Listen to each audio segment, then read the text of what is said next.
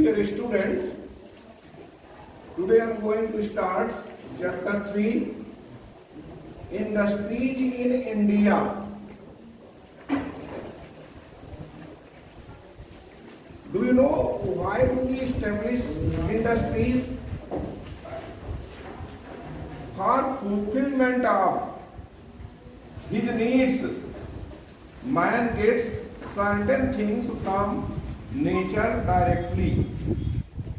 Certain things are produced by him with the nature's help, while some other things he manufactures or makes using the natural resources.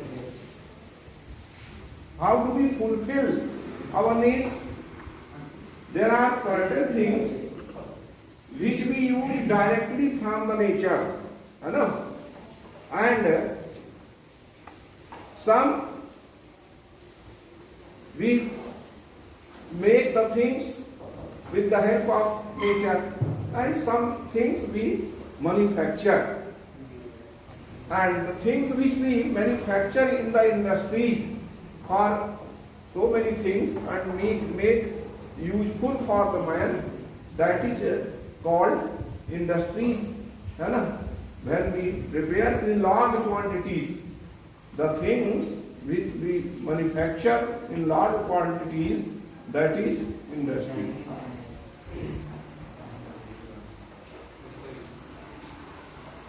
In the process of manufacturing or making things, man uses raw material and converts it into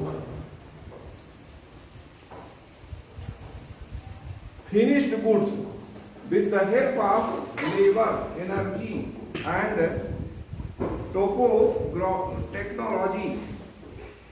By transformation of raw material into finished goods, the man gets different things of his or her use, like earthen or metallic utensils, sugar or jaggery out of sugar cane, etc.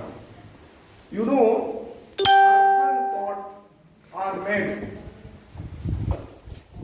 with clay, or metallic pot or made by metal, and you know, sugar is made from sugar cane. शक्कर कैसे बनाई जाती है? Factory में, industry में, गन्ने से, sugar cane, गन्ने को ले जा करके उस फैक्ट्री में देते हैं किसान, farmer, and then they make sugar and jaggery. Jaggery means गुड़. तो ये शक्कर और गुड़ जो है ये गन्ने से बनाई जाती है. गन्ना फैक्ट्री होती है, गन्ना जहाँ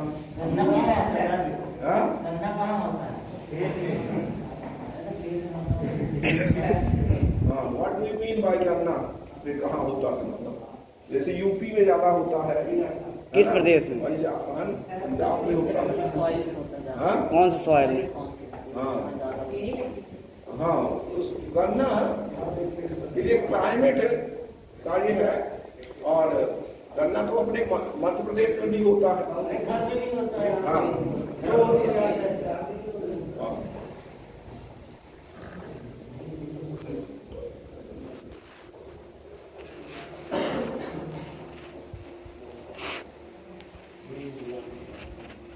in India, cottage industries were in developed stage in olden days, but during the British rule, these industries suffered a great setback. You know, in ancient times, there were some cottage industries in our villages. In every village, प्रत्येक गांव में कोई न कोई cottage industry जाती थी. हमारे जो गांव थे, विलेजेस जो थे, वो सेल्फ सफिशिएंट थे. मतलब उनको सेल्फ सफिशिएंट क्यों कहा जाता था? क्योंकि उनको गांव से बाहर कहीं बहुत दूर नहीं जाना पड़ता था. Everything was available there. भाई तुम्हें नाई की जरूरत है तो कटिंग करवाना है तो नाई तुम्हारे घर पहुंच जाता था। पहले ऐसा सिस्टम था कि आज जैसा नहीं कि तुम वहाँ जाओ सैलून में, ये कटिंग सैलून में, नहीं, ये जरूरत नहीं थी।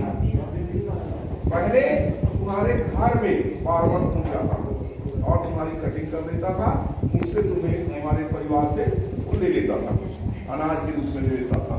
ज्यादातर अनाज लेते थे लोग, है ना। और तुम्हें खड़े की जरूरत है, जैसे मिट्टी का खड़ा बार बार नहीं करोगे जी ना, एक बार हुआ बस। तो अगर पॉट की जरूरत होती थी तो कुम्हार जो घड़ा बनाने वाला है वो तुम्हें घर में पहुंचा जाता था, अर्थन पॉट, है ना। टेलर का कपड़े सिलवाने होते थे, घर आते थे तो टेलर घर आकर के सिल देते, और ले जाता था कपड़े अपने घर से सिल करके फिर पहुंचा देता था। और बहुत पहले तो लोगों के पास ये मशीन नहीं थी, तो हाथ से सिल करके दे देते थे, है ना जी। तो ये सब तरीके थे।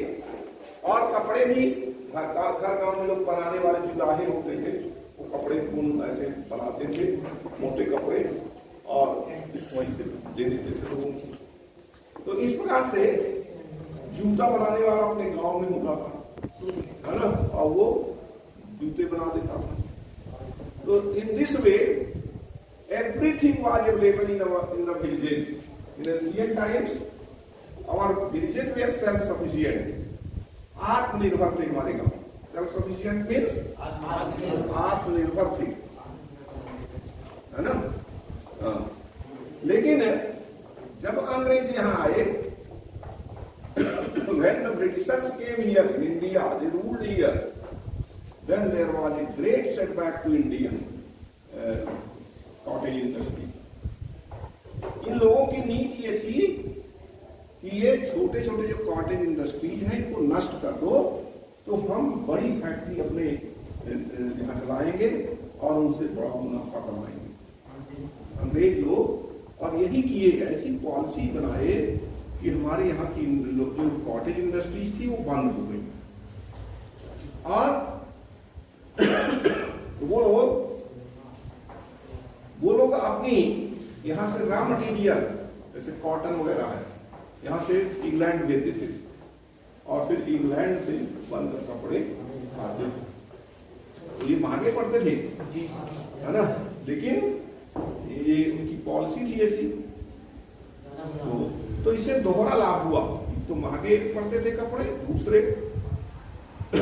हमारे यहाँ के जो रोजगार था लोगों का वो बंद हो गया, और हम अब इनके ऊपर अंग्रेजों के ऊपर निर्भर करने लगे, है ना, इंडस्ट्रीज पर। तो ये काफी हमारे यहाँ के लोगों के लिए, भारतीय लोगों के लिए बहुत ही नुकसानदायक था। After independence, the new policy of industrial development in India was declared. When our country became independent, then after that new policy was decided. As a result, industries were developed in public and private sector, है ना। बाद में फिर public और private sector में industries शुरू की गई। Government made suitable changes in the industrial policy from time to time. Or then afterward our old government, Indian government, made such policy so that our country can develop, है ना। हमारे देश में फिर ऐसी पॉलिसी अपनाई गई जिससे हमारे देश का विकास हो, देश में इंडस्ट्रीज लागू वो हो, चालू हो, है ना।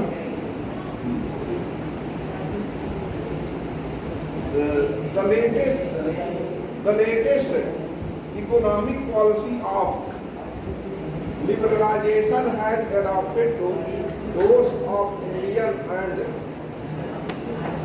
foreign inventors to set up industries in India. Consequently, the participation of multinational companies in the industrial sector in India has increased, and India is coming up as an industrial country in the world economy. और फिर देखो धीरे धीरे बाद में multinational companies को भी अवसर दिया गया अपने देश में, जिससे कि हमारे देश का डेवलपमेंट हो। और हमारे यहाँ देश की भी कितनी कंपनियां हैं और मल्टीनेशनल कंपनियां भी हैं, और अब अभी हमारे देश का देखो विकास काफी तेजी से हो रहा है ना। In the textile industry some units only spin yard, जैसे टेक्सटाइल इंडस्ट्री है तो वहाँ कुछ ऐसी फैक्ट्री है जो केवल धागे बनाती है यार, है ना। हाँ, धागा।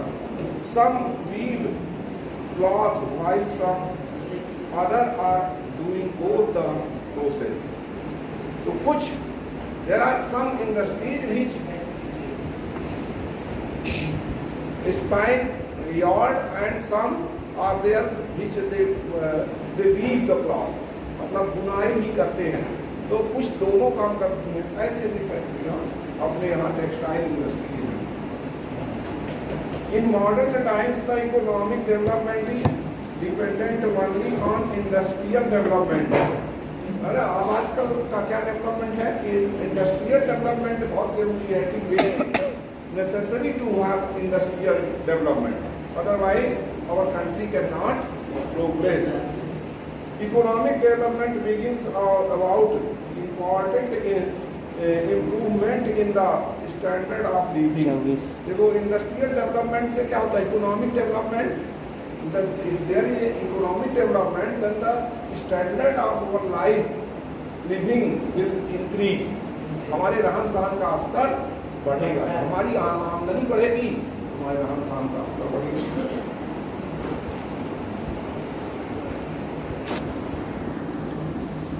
Which makes the nation strong. For industrial development of the country, following conditions are available. Topography favorable for setting up of industries. Climatic conditions normal in most of the states. Cheap labor available in the country. Adequate raw materials available for mining, agro-based and forest-based industry. Good network of communication facility available. Due to dense population, wide market available. So these are the conditions available in our country for the development of crime. The main hindrances in the way of industrial development of India are that the country is not so developed technologically and inadequate availability of capital resources. Government of India is constantly taking suitable measures for the industrial development of the country. Our government is trying that for the establishment of industries so that our country can make development. And our